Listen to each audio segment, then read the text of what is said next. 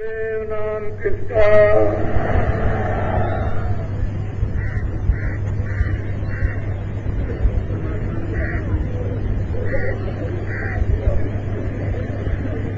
नर नारियों,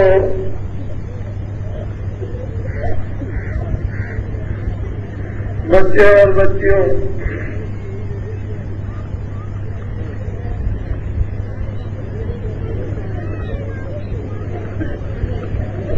आज 16 दिसंबर 1983 का दिन है।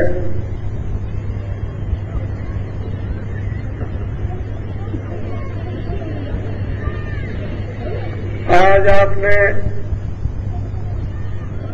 प्रातःकाल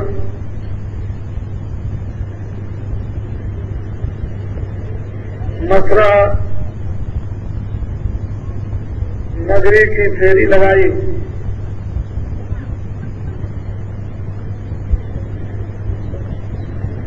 उनके देखने और आपके देखने से जो गत वर्ष फेरी लगी थी और इस फेरी में हजारों गुना भावनाओं का परिवर्तन देखने को मिला। समय तो अपनी रफ्तार से चलता चला जा रहा, वो किसी का भी इंतजार नहीं करता। जो समय के अनुसार वक्त के मुताबिक होशियार, चतुर, बुद्धिमान व अकलमंद काम करते हैं, वो इस दुनिया में सफल होकर चले जाते हैं।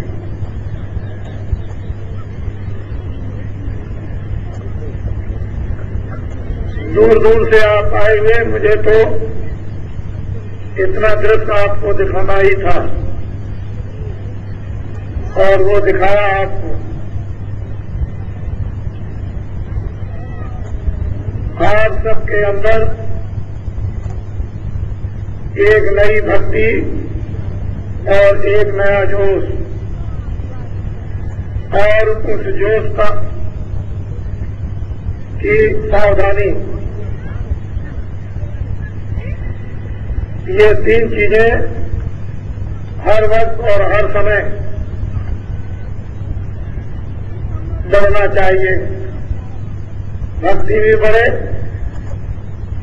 भक्ति के अलग अलग और अनेक रूप हैं,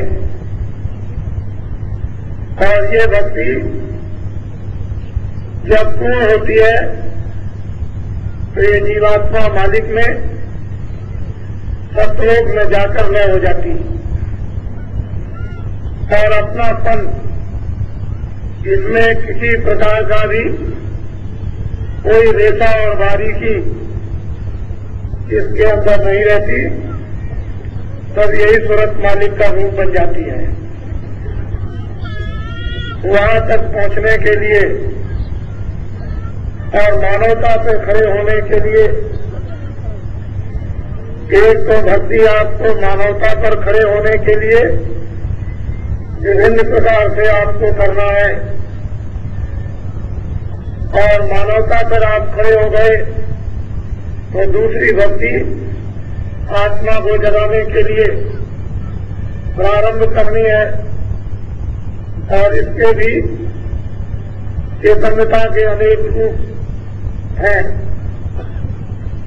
मानवता की भक्ति को मानवता पर आने के लिए अनेक रूप, आत्मा को जगाने के लिए और आत्मा की भक्ति मालिक के पास पहुंचने के लिए बहुत रूप। नित्य नवीन नया जोश, नित्य नवीन नई भक्ति, नित्य नवीन नए दर्शन और नया श्रवण कानों से सुनना। अगर इसी रूप में लगे रहे तो राजाओं के त्याग का इतिहास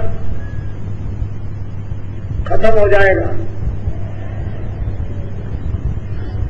वो उस जमाने में जो त्याग किया वो अलग है और इस जमाने का अलग।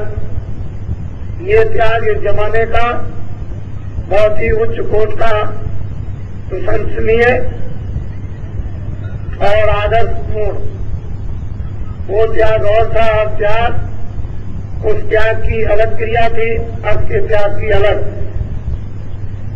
वो वक्त वरिष्ठ था, ये वक्त जर्जर। वो वक्त ईमानदारी, सत्यता और सदाचार का, ये वक्त झूठ और छल कपट और बेईमानी धोखेधड़ी का।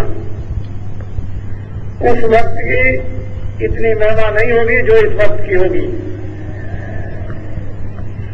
हर सत्संगी को, सत्संगी और सत्संगी व बच्चे और बच्चियों को नई भक्ति, नया जोश जगाए रहना चाहिए।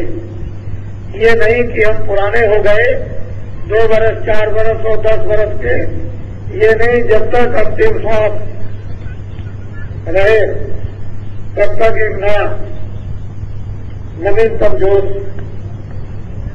और नई श्रद्धा, नया प्रेम, प्रतीक और नया विश्वास, ये जीवन में इन सब शारीरिक खेल तमाशों को खेलते हुए होशियारी, सावधानी, सचेत होकर जब चलते चले जाओगे तो फंस नहीं सकते, उलझ नहीं सकते, धोखा नहीं खा सकते। आप ये बताओ कि आपको कोई 1 लाख रुपए दे तो धर्म छोड़ दोगे? तो 1 लाख की पूजा नहीं होगी, 1 लाख के त्याग की पूजा होती है। लाख की पूजा नहीं, लाखों और करोड़ों तो बहुत लोगों के पास है, उसकी पूजा नहीं, त्याग की पूजा। लोग बहुत आपको प्रलोभन देंगे कि हम तुम्हारा ये काम कर देंगे, हम तुमको लाखों दे देंगे, हम तुमको ये पद दे देंगे, हम तुमको दुकान दे देंगे, हम तुमको खेती दे देंगे। ये सब देने के बाद आप धर्म छोड़ दोगे? ये बात, ये सब चीजें जो प्रलोभन में आती है, ये तो यहाँ की है। और अगर वो देवता जो बांटते हैं वो जब देने लगेंगे तो ये मालूम होता है कि मुल्क का धन सब दे रहे हैं, सब कुछ दिया जा रहा है, कुछ बाकी नहीं रखते। छोटी चीजों में मत फंसना, बड़ी चीज के सामने छोटी चीज में मत उलझना।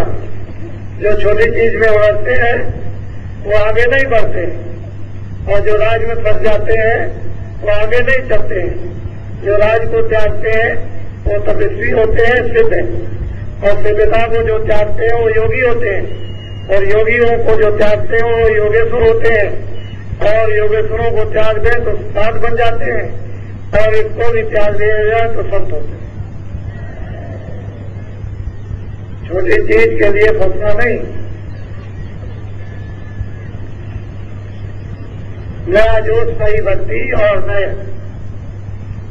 श्रद्धा, इसको बराबर जगाते रहो। ये एक प्रकार की अग्नि है और जलती रहेगी, बुझने नहीं पाएगी। तो जब चाहोगे तब इससे काम ले लोगे। आज 16 दिसंबर है, गुरु महाराज की पुण्यतिथि 15 को समाप्त हो गई और अब 16 लग गई। अब आपको चलना है अपने अपने क्षेत्रों में, बिल्कुल एकदम हर प्रकार से तैयार रखो।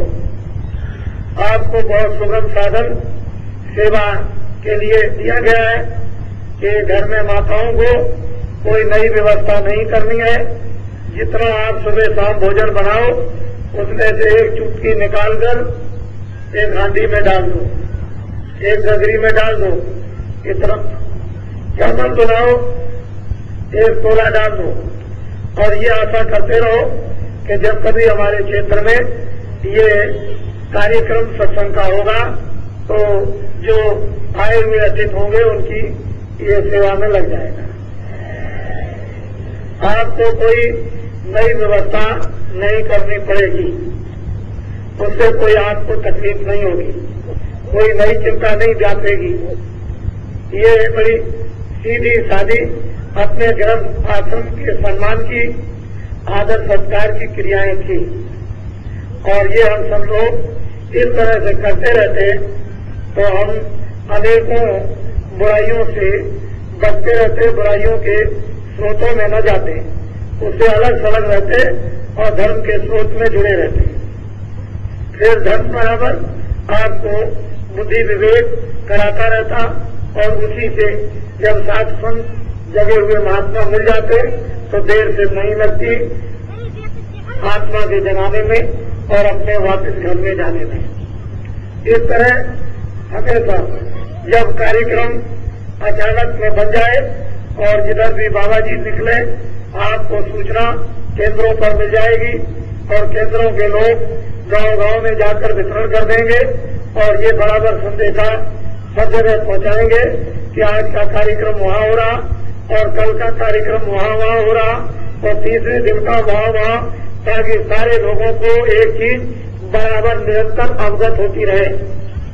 जिस तरह से आप एक प्रतीक्षा करते हो कि आज की या कल की आने वाली या खत्म होने वाली खबर मिल जाए तो दोनों चीजें आपको आने वाली और खत्म होने वाली भी मिलती जाएगी। ये मोटी और सीधी सादी बात केंद्र तक पहुंच जाएगी, केंद्रों से छोटे छोटे जगहों पर पहुंच जाएगी, छोटे जगहों से गांव-गांव में ये बात पहुंच जाएगी और जो कुछ भी संदेश होता चलेगा वो सब कुछ आपको अवगत होता चलेगा। आप तैयारी रखना, किसी वक्त किसी समय भी किसी तरफ भी घूम सकते हैं। ये तो आपको एक अलौकिक और एक आश्चर्यजनक मेहनत और उस मेहनत का कार्य और मेहनत की एक स्थापना आपको करनी होगी और धर्म का जो स्रोत और धर्म की स्थापना का सूत्र पात्र आपके द्वारा सारे देश में फैल जाएगा। आप काम में लग जाओ, इसलिए कोई आपको धोखा क्यों नहीं दे सकता है कि मेहनत गाड़ी कमाई पर ही आप आधारित रहो और इससे ज्यादा और क्या हो सकता है कि आपने उस प्रलोभन को एक चिता रूप में जलाने के लिए तो आपने ये बोरा खरीद दिया है। आपको कौन मोहित करेगा, आपने तो बोरा खरीद दिया। और मैं तो ये आपको कहना चाहता हूं कि अभी तो आपको समझ में नहीं आता, लेकिन देश का हर आदमी ये बोलेगा कि इससे सुंदर दूसरा कोई कपड़ा नहीं है। देखना आप अभी थोड़े दिनों में इस कपड़े की हुर्मत और इस कपड़े का जज्बा और इस कपड़े की इस सूत में कौन सी ताकत है वो तो आपको मालूम होगी, लेकिन ये आपको मालूम होना चाहिए कि ताकत बढ़ने वाला तो कोई और है जो ताकत बढ़ेगा। तो आप अपने अपने क्षेत्रों में जाएंगे और तैयारी जल्दी अपनी अपनी करके रखेंगे। देवियां भी बिल्कुल सतर्क होकर वो भी अपने गांव में एक देवी हो वो गांव में पूरा ये धनुरा पीठ रखे। देवियों को भी मेहनत करना है क्योंकि देवियां ज्यादा यानी परेशान इसलिए है कि उनके पास अच्छे बच्चे कच्चे और घर के कामकाज और मौत की मेहनत परिश्रम बाहर और अंदर का होता है, तो उनके ऊपर ज्यादा बोझा, उस बोझे को से थोड़ा हल्का और विश्राम पाने के लिए उनको भी इसमें मेहनत करनी जिससे कि उनके द्वारा भी एक काम होता चले और वो भी एक स्थापना अनिवार्य और जरूरी है। तो देवियों को भी पीछे नहीं हटना, पुरुषों को भी पीछे नहीं हटना, बच्चे और बच्चियों को भी पीछे नहीं मुड़ना, आगे चलना है। आगे चलने वाले ही आगे हो जाते हैं, आगे चलने वाले ही निकल जाते हैं और जो आगे चल जाते हैं वो सड़क बना जाते हैं। हजारों लाखों करोड़ों लोग उस सड़क का लाभ उठाते हैं, आनंद और आराम लेते और करते हैं।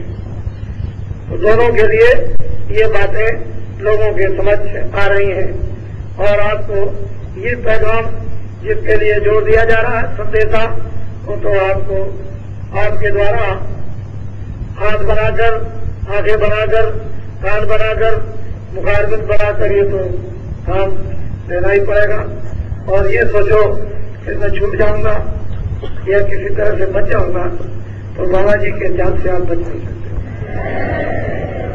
तो आप हंसी खुशी से कोई काम कर डालो वो बहुत अच्छा होगा और मजबूरी से नहीं, वैसे तो मजबूरी से भी करना पड़ेगा लेकिन हंसी खुशी से। जैसे लोग बहुत काम नहीं करना चाहते हैं लेकिन समाज परिवार की मजबूरी से उस काम को करते हैं। हालांकि काम वो करना चाहिए था पर विवश होकर के करते हैं। ये काम आपको करना चाहिए था, काम तो आपका था लेकिन आप अपने काम को विवश होगा मजबूरी में उसको। लेकिन जब मजबूरी का स्थान खत्म हो जाएगा तो फिर स्वेच्छा फिर उसी काम को आप करने लगोगे। तो दोनों तरह से ये काम होना है।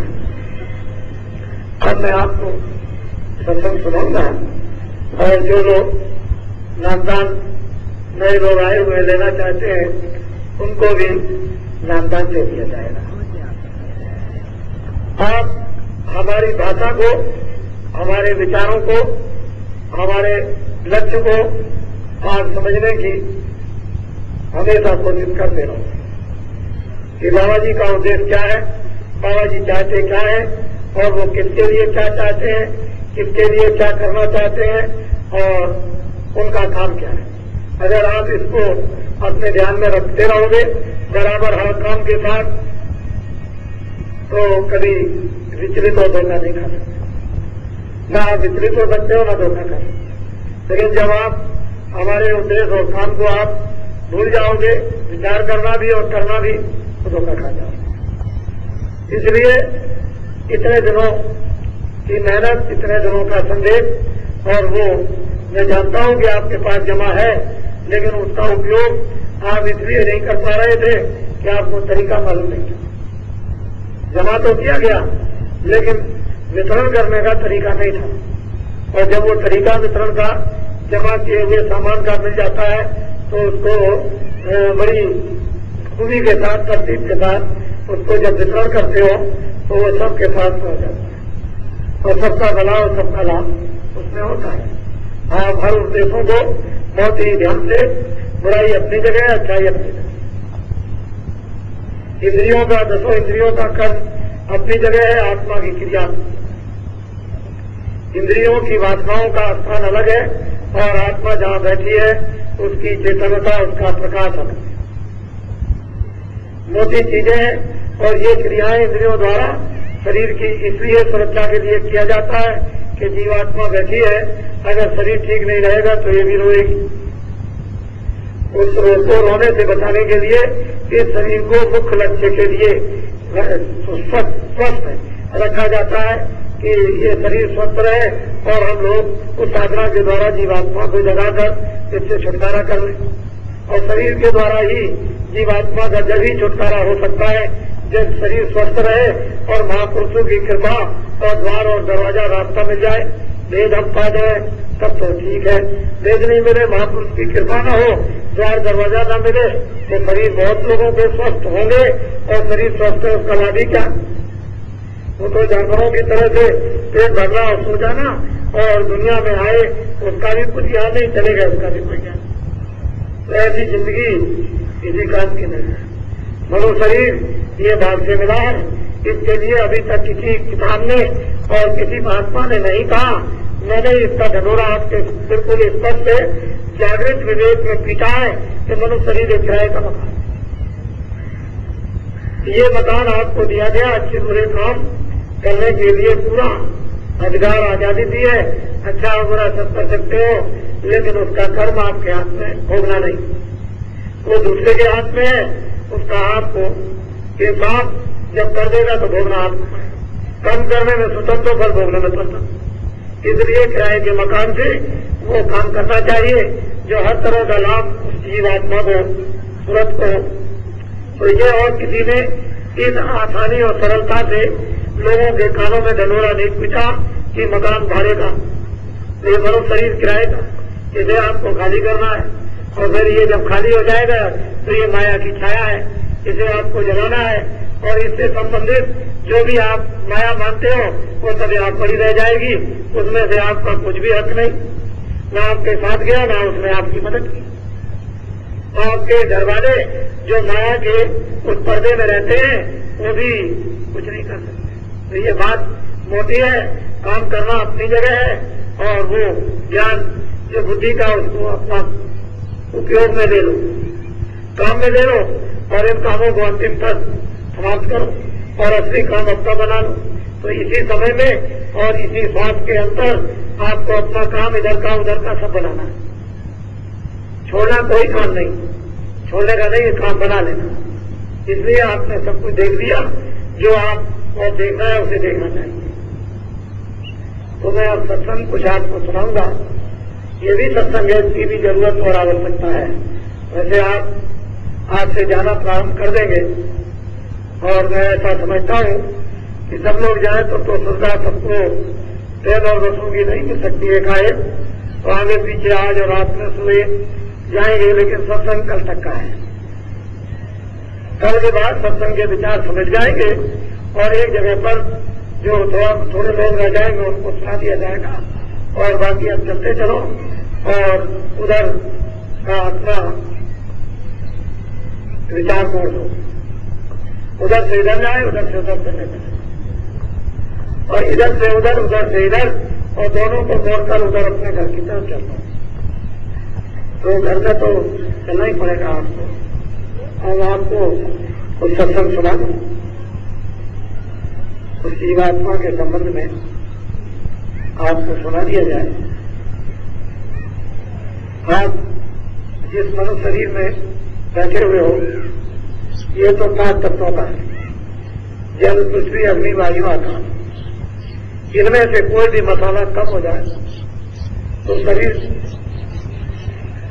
अस्तव्यस्त हो जाएगा। जैसे आंख नहीं, पैर नहीं, हाथ नहीं, बुद्धि नहीं, पागलपन, कोई भी तत्व की कमी हो जाए, जल तत्व की, अग्नि तत्व की, वायु तत्व की, आकाश तत्व की, तो ये शून्य हो जाता है। जैसे जानवरों को बोध नहीं आगे पीछे का, लेकिन वर्तमान का उतना ही उनको बोध होता है जो सामने, उसके आगे बोध नहीं। वैसे भूख का तो सबको बोध है कि कुछ मिलना चाहिए, घास पात भूसा रोटी राटी कुछ, इसको तो जानवरों को भी बोध है और उस बोध के लिए वो मारे फिरते हैं और आप भी मारे फिरते हो। लेकिन जब 5 तत्व में कोई कमी हो जाती है तो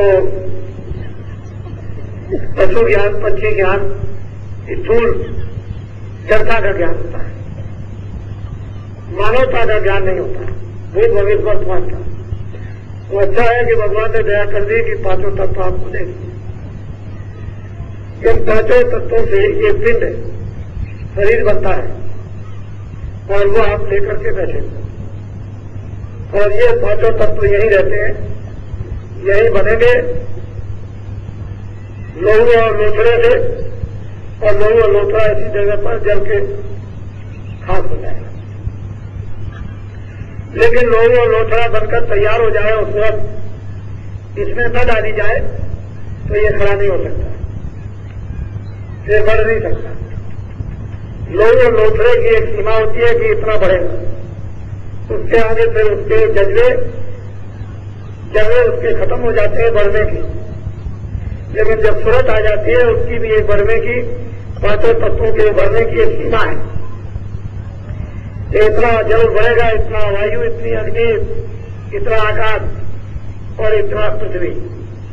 इसके बाद में फिर वही जर्रे हीन होने लगेंगे, यानी पुराने होने लगेंगे और झड़ने लगेंगे। बढ़ करके फिर वही जर्रे झड़ने लगते हैं और झड़ करके सिमेट करके उसी अवस्था में विलीन हो जाते हैं जिस अवस्था में वो कुछ नहीं थे। यह है 5 तत्वों का पिंड शरीर। इसको कहते हैं मृत्यु। इसको महात्माओं ने पिंड की रचना बताया और इसकी हद यहां तक है, मेरी तरफ देखो, ये आंखों तक,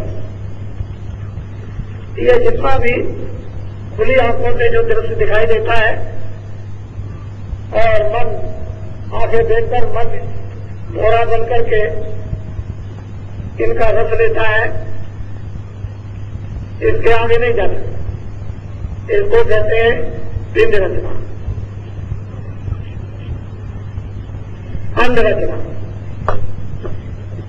ये इधर पिंड की ये रचना है और इसमें 4 खाने 84 लक्ष्योनियां, अंडज पिंडज उपमज अस्थावर। ये तो मुख्य प्रधान अंडे से पैदा होते हैं, जेल से पैदा होते हैं। जब बरसात होती है तो एक बार की जीव जब पैदा हो जाते हैं तो अंडज और पिंडज उपमज, ये 4 योनियां। इसमें नस्लें अलग अलग, वो उसने नस्लें अलग अलग बना रखी है लेकिन खाने 4 ही है, अंडज पिंडज उपमज अस्थावर। अस्थावर उसको कहते हैं जो पेड़ आज वृक्ष हजारों वर्षों से खड़े हुए हैं, ये उनमें भी जीवात्माएं डाल दी जाती हैं। जो अंडे से पैदा होती है वो अंडज कहलाती है, जो जेल से पैदा होती है और जो बरसात में पैदा होती है उपमज कहलाती है। तो अंडज पिंडज, जेल वाली पिंडज और अंडे वाली अंडज और उपमज वाली बरसात आदि में, और अस्थावर जो वृक्षादि। इन 4 खानों में जीवात्माएं सबसे पहले मनुष्य शरीर पा चुकी थी। जब उन्होंने इस योनियों का निर्माण किया तो कर्मानुसार से उनको यहां से शुरू कर दिया भेजना, और भेजते भेजते इतनी जीवात्माएं वहां पहुंच गई कि जिनका कोई हिसाब नहीं। और ये मनुष्य शरीर उधर से घूमकर इसलिए दिया जाता है कि आप ऊपर निकल जाओ, क्योंकि ऊपर से आए हो तब मनुष्य शरीर मिला था सबको, न पिंडज था, न उपमज, न अस्थावर, और इनमें 4 योनियों में से कुछ नहीं था। फिर नीचे नस्लें कुछ नहीं थी, मनुष्य शरीर था। और जब तक ये मनुष्य शरीर कर्म नहीं बने थे रही और वापिस सूरत हो गए, अपने घर में पहुंच गए। बाद में विधान बन गया, विधान बनने के बाद बस फिर ये अलग अलग योनियों में भेजने लगे, उनमें योनियां बना दी गई, उसकी सजा, उसके सजाकार तैनात कर दिए गए, सजा देने लगे, आप भोगने लगे। महात्मा उपदेश करने लगे, ये मत करना, ये करोगे तो ये हो जाएगा, आप उसको भूलने लगे। ऐसे चलते चलते ये आपके सामने दृश्य आ गया। अब आपको ये अवसर मिला है कि इसको पा करके आप वापस अपने घर में नीचे मत जाओ। तो ये तो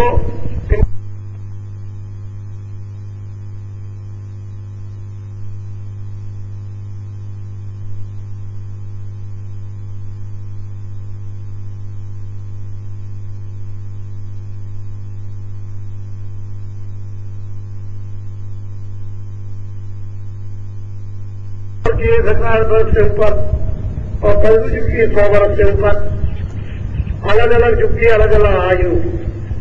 आदमी वही है, उस समय पर इतनी आयु से क्या तपस्या होती थी कि शरीर में हड्डी में प्राण सचुग है। लोग उधर है, हड्डी का रेखा भी रहेगा तो प्राण रहेगा, इतनी ताकत हड्डी में थी। और द्वापर में रेखा में जब समय आया तो प्राण उस समय हाथी के समान ताकतवर त्रेता में जो आया वो समय इन प्राणों की रक्षा का वो आ गया खून में। खून रहेगा तब तक प्राण रहेगा। द्वापर आया तो त्वचा में, और कलयुग आ गया तो मुख में। तेल में कुछ नहीं डालोगे खत्म, खून रह जाए उसकी कोई बात नहीं, लेकिन इसमें कुछ नहीं पड़ेगा, मर जाओ। तो अलग अलग उसके भोग थे, अलग अलग उसकी ताकत थी, अलग अलग उसकी क्रिया थी, योग की, आत्मा के जगाने की अलग अलग सब चीजें थी। अब कलयुग जब आया तो वो ताकत नहीं रह गई, वो क्रिया नहीं, द्वापर आया वो नहीं, त्रेता वो भी नहीं, कलयुग में अब तो प्राण जो है वो तो अन्न नहीं, अन्न मिलेगा तो प्राण आएंगे या नहीं, तो कलयुग में प्रधानता अन्न की। इसलिए अन्न को सेवन कर लो उतना जितनी जरूरत है और जीवात्मा को उसी अन्न की रक्षा से जीवात्मा को जगा दो, बस इतना ही आपको। लेकिन जितनी जल्दी जीवात्मा कलयुग में जग जाएगी और युगों में नहीं, और युगों को ये अधिकार नहीं था। कलयुग में जीवों को अधिकार बड़ा सरल मिल गया, बड़ा आसान मिल गया, बड़ा सीधा मिल गया, और चाहे जितना भी तुमने किया हो पापों को खत्म करने का मिल गया। ये सब कुछ कलयुग में संतों को उस सत्पुरुष ने पूरे अधिकार दे रखे हैं, जरा से भी उनके अधिकार में कोई कमी नहीं। ऐसा समझिए कि उनके पास में समुद्र है, अगर वो भी कहे तो कुछ नहीं, पूरा अधिकार उनको दे रखा है इस कलयुग में। इसलिए उनकी कृपा और उनकी दया तिरमात्र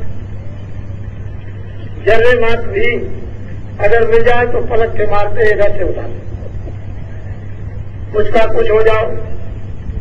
तो ये तो आपकी गति, ये तो ये पिंड, ये आंखों की हद तक, इसके आगे नहीं।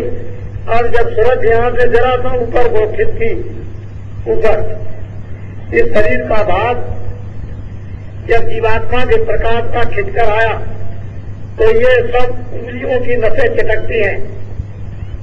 यानी उससे पूछो जब जाने का होता है तो कहता है ये टूट गया, बर्दाश्त नहीं होता, इतना रोता है, इतना चिल्लाता है कि टूट रहा है, चट चट करता है। लकड़ी भी इतना आवाज नहीं करेगी जो उसको सुनाई देता, फिर ये चटकता, इधर से ये गांठें चट चट बोलती है और ये लुंज हो जाता है क्योंकि नीचे से बाहर खिंचा। तो जब सूरज के प्रकाश का बात इधर नहीं रहेगा तो ये लुंज हो जाएगा। आपने देखा है जो बच्चे पोलियो हो जाता है तो नीचे प्रकाश काम नहीं करता नसों में, तो फिर वो कुछ नहीं है, इस तरह से हो जाता है। अगर नसों में प्रकाश सीधा जाने लगे तो वो खड़ा हो जाए और भागने लगे।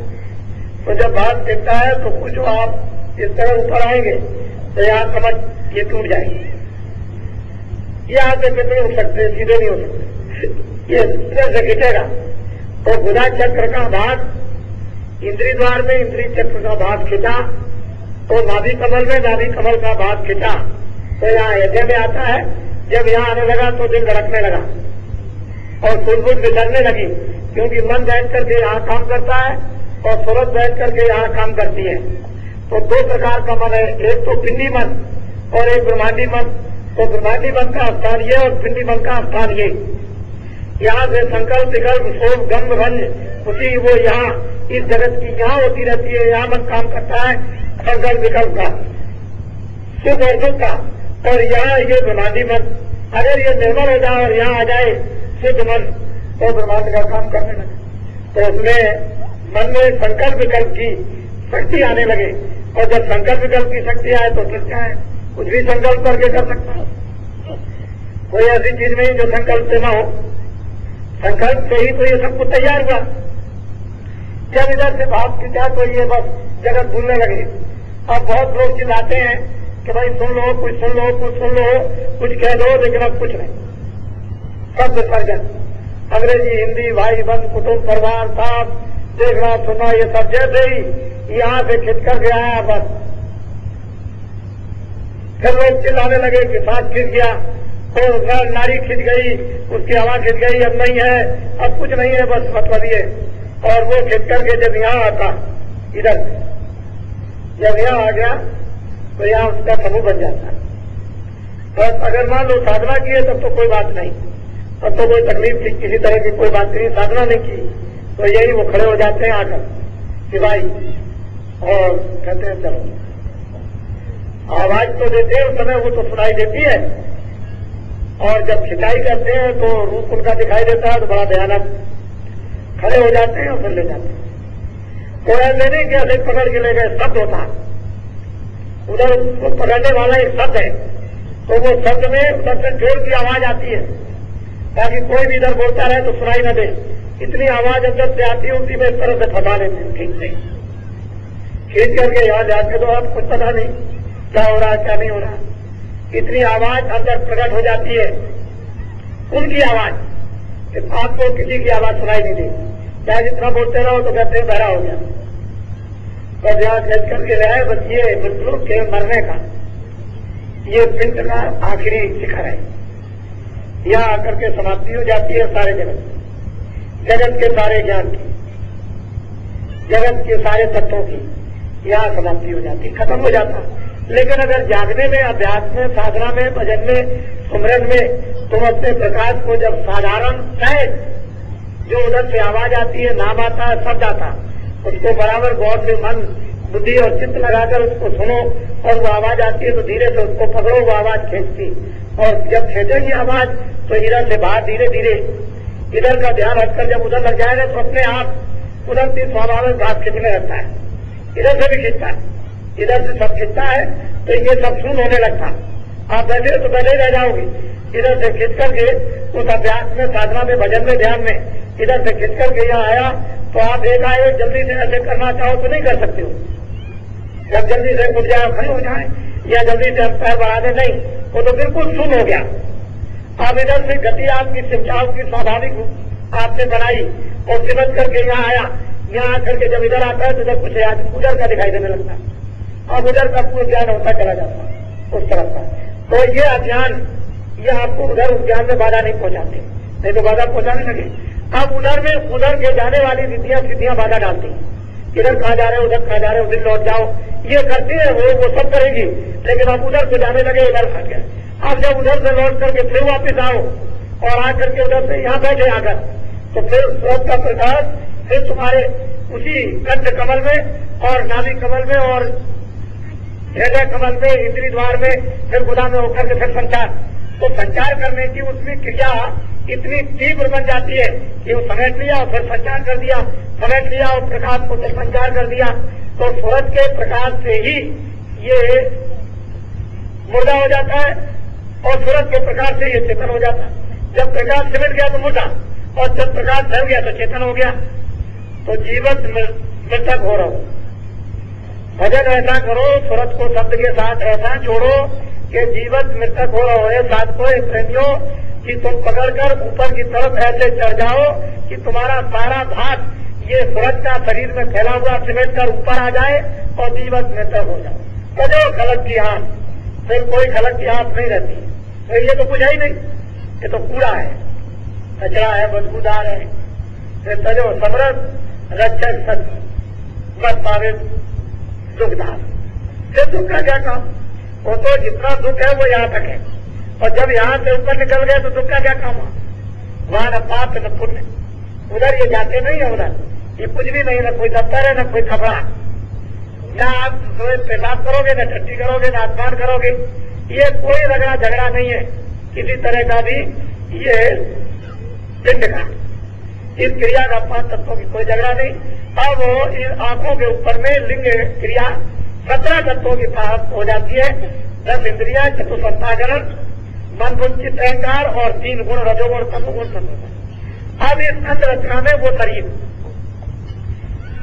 वो आवरण है, लेकिन ये स्थूल था वो इससे और बारीक हो गया, और वो आवरण 17 तत्वों का वो भी एक कपड़ा है, उसमें भी सूरज जो है वो बंद है।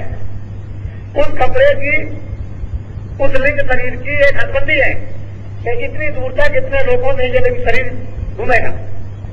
जहां तक उसने लिंग लोग के शरीर बना रखे हैं, जहां आकाश बनाया वहां तक पूरा विचरण कीजिए, जाइए और आइए, जाइए और आइए, वहां देखिए। और उसमें एक लोक में कितने कितने लोग यहाँ बना रखे, 14 भवन और 14 सदन। तो वहां तक आप बराबर रहे और उसमें वो आनंद नहीं लेते रहे, वहां दुख का कोई काम नहीं है। तो 10 इंद्रिया, चतुष्पंथाकरण, मन बुद्धि चित्त अहंकार, रजोगुण तमोगुण सतोगुण, ये 17 तत्वों का एक लिंग शरीर, 5 तत्वों का एक पिंड शरीर। और इसके ऊपर में जब आप ऊपर चलेंगे सहस्त्र कमल की तरफ, तो वहां 9 तत्वों का शरीर है। आद्या महाशक्ति के दर्शन करने के बाद ये शुरू हो जाता है। वो आद्या महाशक्ति है जो निरंजन भगवान की आगामी है, और उसके ऊपर में वो 9 तत्वों का शरीर, उसको कहते हैं ब्रह्मांड। ब्रह्मांड लोग, अंड और पिंड और ब्रह्मांड, वहां पर मन, बुद्ध और चित्त, शब्द स्पर्श रूप रसगंध, मन बुद्ध चित्त और अहंकार, ये 9 तत्वों का शरीर, मन बुद्धि और चित्त और अहंकार और शब्द स्पर्श रूप रसगंध, ये 5 तत्वों का शरीर। इस स्थूल शरीर में फल, दूध, घी, अनाज का आहार, लिंग शरीर में 17 तत्वों के उस लोक में सुगंधी का सुगंधी बरसती है। ऊपर से वर्षा होती है, फूल देवता जब हवाई जहाज पर चढ़ते हो, ये तो कुछ नहीं, उस पर बैठ करके चले जा रहे हैं, आसमान से इतना फूल गिराते हैं जैसे कि सारे देश में एक बार की वर्षा कर दी, संपूर्ण देश में। और वहां उन फूलों में से पिचकारियां निकलती है सुगंधी की, सुगंधी। इस तरह से सूरज उस सुगंधी को लेती है, वो भोजन नहीं कर सकती है दूध की सुगंधी। 17 तत्वों के शरीर में सुगंधी के आहार से जीवित रहते हैं सब। वहां सुगंधी वहां मिलना बंद हो जाए तो क्षणों में वहां कोई नहीं रह सकता।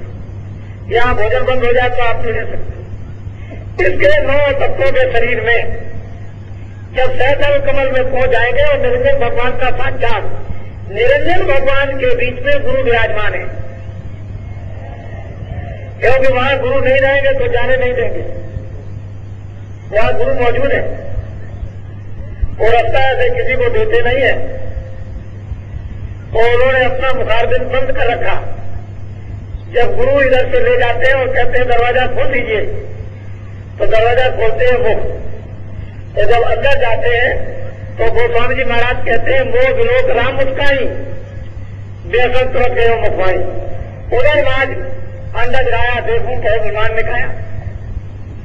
उधर बहुत बहुत प्रकार के ब्रह्मांड दिखाई देते हैं। तो 9 तत्वों के शरीर में जो जीवात्मा बंद है उसका एकमात्र आहार नूर कहते हैं प्रकाश।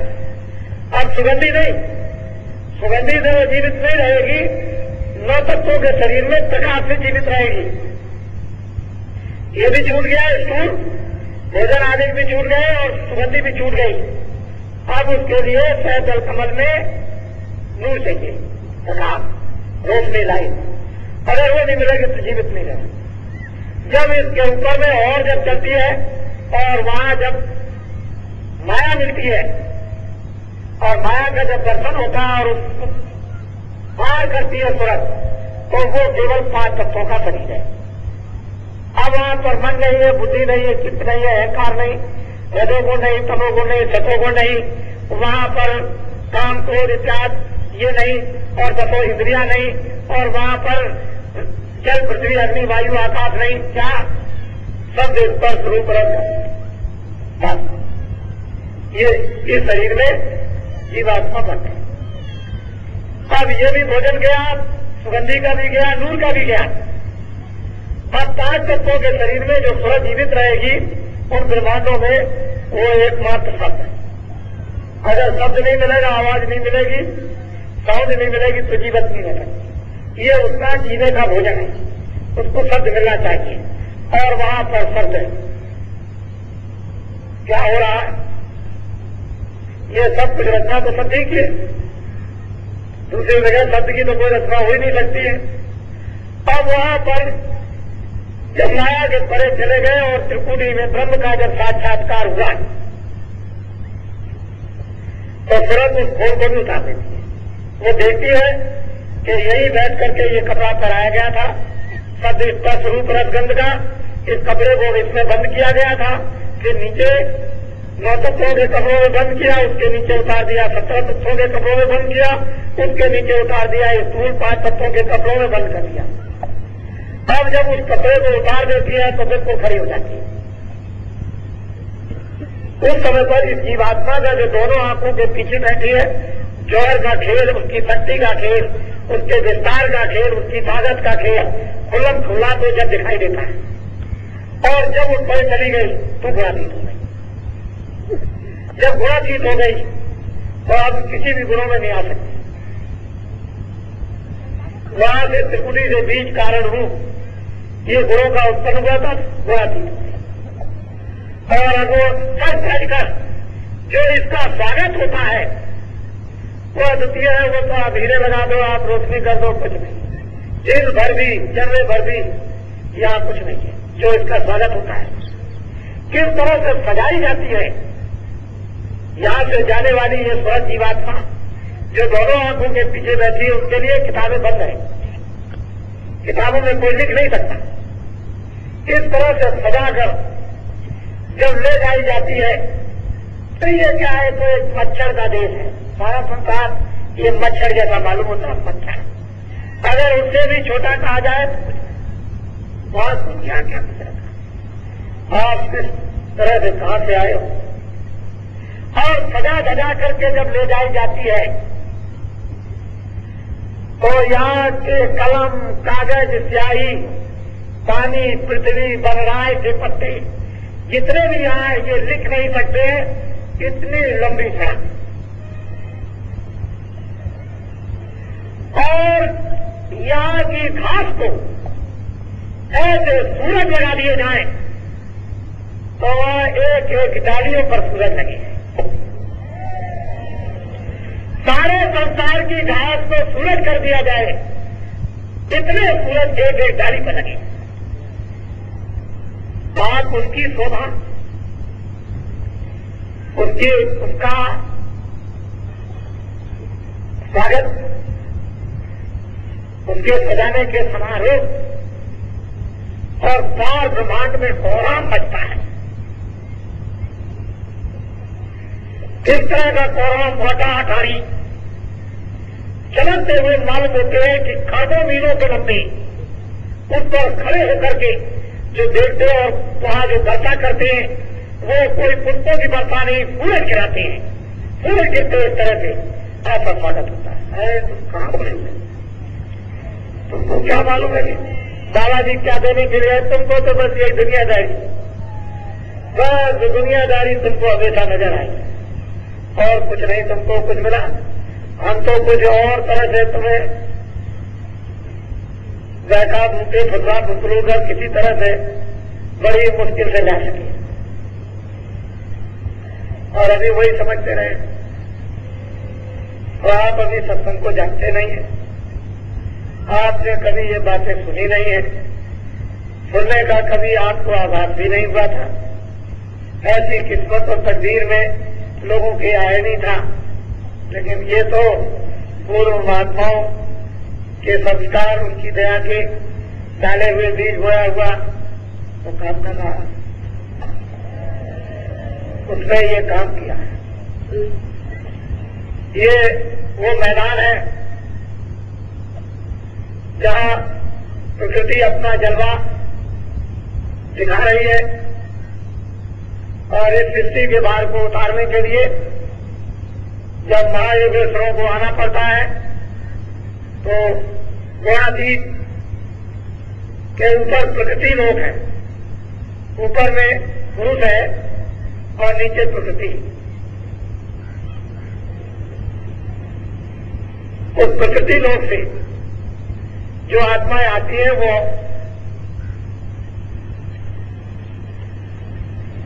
महायोगेश्वर, और त्रिकुटी के नीचे माया है, ऊपर में ब्रह्म है, उसके नीचे सहस्त्र कमल में निरंजन भगवान, नीचे शक्ति है और उसके नीचे ब्रह्मा विष्णु महादेव, पार्वती, सावित्री और लक्ष्मी, और फिर उसके नीचे चले आइए तो देवी देवता, रिद्धियां सिद्धियां, उसके नीचे आंखों के बीचों बीच में बैठ के नीचे उतर जाइए तो ये सब है। इससे नीचे उतर जाइए तो वो नर्क। ऊपर में पुरुष क्रियापद है, उसके ऊपर में फिर महाकाल से जो तीनों के ऊपर में शासन करते हैं। और महाकाल पुरुष के ऊपर में दयाल पुरुष है, जिसको सतपुरुष कहते हैं, जिनका नाम सतनाम। वो सतलोक में ही रहते हैं, न वो कभी यहाँ आते हैं न कभी आएंगे। जैसे पहले से अभी है और भविष्य में वही रहेंगे, और तुम्हारे सबके वही सबसे पिता है। उन्हीं के यहाँ से तुम भेजे गए हो, और ये लोग बीच में जो तुमको ले आए हैं, एकमात्र जो है वो केवल अपने अपने पर्दे देकर के फंसाए हुए हैं, और पर्दे हट गए तो वही पहुंचाओगे जहां कोई पर्दा नहीं, जहां कोई शरीर नहीं। और उसके लिए सहयोग चाहिए उन संतों का जो वहां आते और जाते हैं। तो छिन में आना और छिन में जाना, फिर देर नहीं लगती है। छिन जाओ छिन में आओ, तो ऊपर उंगली करो नीचे, उतनी भी देर नहीं लगती। ये मनुष्य रूपी मकान में बैठ करके जीवात्मा को तुरंत को गति प्राप्त हो जाती है, लेकिन ये कब जब महापुरुषों की दया और शक्ति ज्ञान और हर प्रकार का बल प्राप्त हो जाएगा, और जो हमने किया वो भस्म हो जाएंगे। क्या अच्छे बुरे कर्म। तो आप लोग थक गए होंगे, क्योंकि आप काफी किलोमीटर का सफर करके आए। बहुत लोगों ने अभी आए तो अपने अपनी रुचि के अनुसार जो कुछ भी इस पेट को भरने के लिए कुछ रोटी वोटी बनाई होगी, वो भी कई लोगों ने अभी नहीं खा पाई। तो आप जो लोग जाने वाले हैं, अब जाने की तैयारी करें। आपको आज ही से ही सबको इजाजत है जाने की। जिसको जैसी जैसी सुविधा प्राप्त होती जाए, जिन जिन साधनों के द्वारा, उनके द्वारा आप चलते जाए। अब रह गया जाते समय में मिलने की बात, तो अंदर वहां पर बैठने की जगह है, वहां आकर के मैं वहां रहूंगा, तो आप बराबर मिल के जा सकते हैं। क्योंकि ये तो मैं जानता हूं कि बगैर मिले हुए आप जाएंगे नहीं। तो वहां आप जो जाने वाले होंगे, वही मतलब ये है कि आते जाएं तो एकदम से सबको अवसर मिलता चला जाएगा। जो आज जाने वाले आ जाएगा, जो सुबह जाएंगे सुबह, या रात को जाएंगे रात को, या कल जाएंगे कल, लेकिन दर्शन कल भी होगा। जो अभी गाड़ियों से जाने के लिए तैयार हैं, उनको इजाजत है। अपने अपने प्रांतों में, क्षेत्रों में जाएं और काम करें, और बैठने की जरूरत नहीं है। और जो हमने काफिले की यात्रा में महाराष्ट्र में, गुजरात में, राजस्थान में, मध्य प्रदेश में जो नामदान दिया है, और जो लोग थोड़े बहुत सुमरन ध्यान भूल से या जान अनजान में ऊपर नीचे कर रहे हैं, लेकिन कर रहे हैं। कोई एक नाम लेता है, कोई कुछ करता है, कोई 2 मिनट करता है, कोई 4 मिनट करता है, लगे। और वो बीज बो दिया गया है, वो वक्त पर है, जब समय आएगा तो बीज जम जाएगा। आप लोग इसकी चिंता मत करें कि मैंने तमिलनाडु में, आंध्रा में और केरल में, और अभी मैंने इसी साल में आपके कर्नाटक में जो मेहनत की है, वो मेरी मेहनत व्यर्थ चली जाएगी, ऐसा नहीं होता है। मैंने इस साल में जब इधर से चला गया था, तो उन प्रांतों में, यानी दक्षिण भारत में बहुत बड़ा काम किया, और दक्षिण भारत के लोग आज भी ये बात याद कर रहे हैं। ऐसी बात नहीं है। पिछले काफिले उत्तर प्रदेश में, फिर आपके इधर में गुजरात और महाराष्ट्र, मध्य प्रदेश में निकले थे, और उन्होंने बहुत कुछ काम किया, और जितनी भी बातें हैं वो सब की सब उनको याद है। जब वक्त समय आ जाएगा तो ये अंदर में एक भंडार होता है, समय आता है, सब चीजें जिनकी याद आती चली जाती। करने वाला होना चाहिए।